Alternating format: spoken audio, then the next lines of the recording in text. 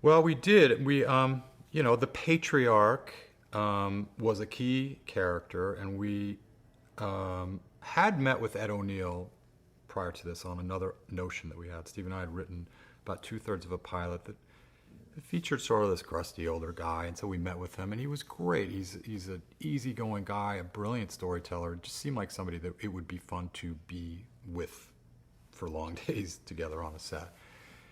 So when we wrote Modern Family, we originally thought about Craig T. Nelson, who's another actor that we both admired and had kind of sat down with him and a little bit had him in mind. But as we got into writing it, we kept thinking about Ed O'Neill again. Like, should we make this guy a little bit more kind of, everyman, not quite as refined maybe as what Craig T. Nelson can bring. Not refined, but there's just a very sort of down to earth quality that Ed brings. And the more we thought about him and sort of incorporated that into the part as we were writing it, we thought, this is really the guy for us. And so we approached him, and he read the script. And it wasn't, I don't think, in a hurry to come back to television, but when he read it, said, yeah, I want to do this.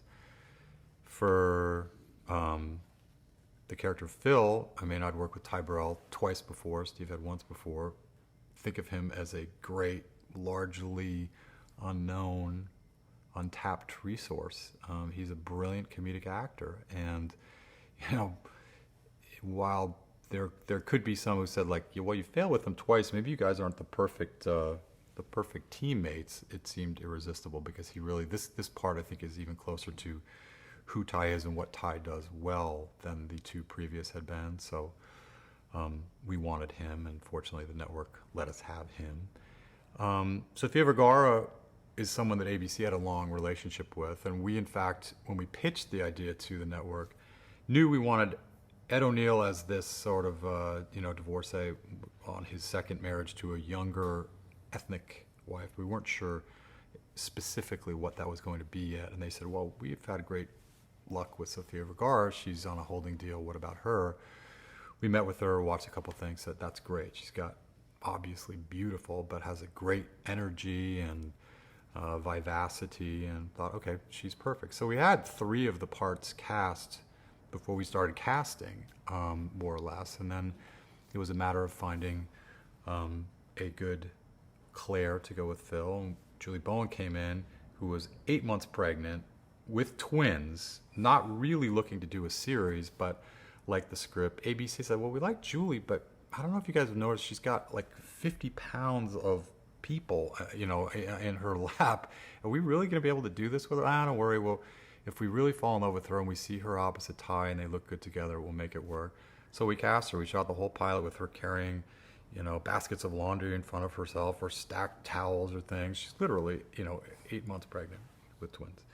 And then the gay couple, it was just a matter of auditioning people and then hoping that the 2 we liked best were good side by side, and they were. Jesse Tyler Ferguson had done a couple of series, and we knew his work and liked him. He was actually the first of the ones that we officially cast in the show, and then he had the long waiting period to find out who his battery mate was going to be. And Eric Stonestreet was really kind of a unknown.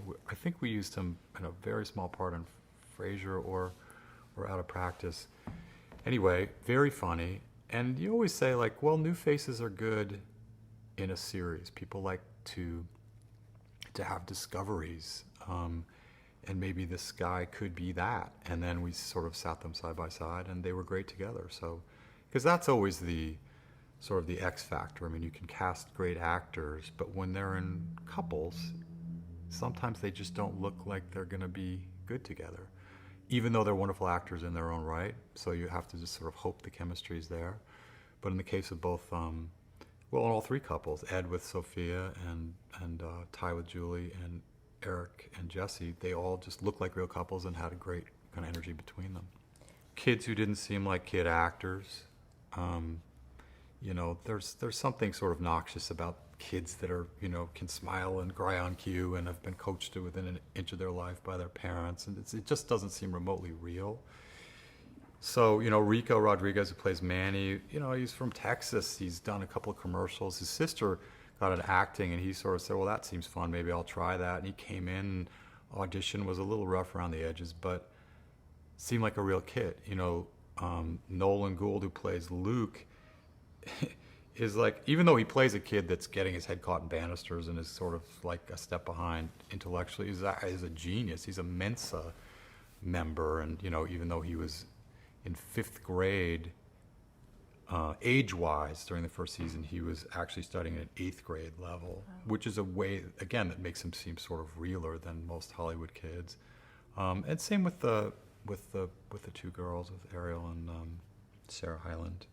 You know, they had experience, but they just brought sort of a real quality. No, I read a book called The Brief Wondrous Life of Oscar Wilde, written by a guy named Junot Diaz, who's mostly a short story writer for The New Yorker. It's about this sort of heavy-set Dominican guy who is a hopeless romantic, keeps falling in love with women that he could never possibly have a shot at.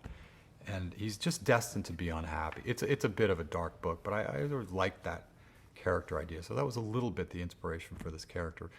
You know, you always tailor it once you see the actor, how he is in the role. And fortunately, there's nothing really dark about Manny, because Rico, who plays the part, is so winning and spirited. But we like the idea of this sort of longing romantic soul in this little boy, and that was always the idea from the beginning, that we didn't want him to be overly cute. We wanted him to be sort of yearning and soulful, but still a little boy.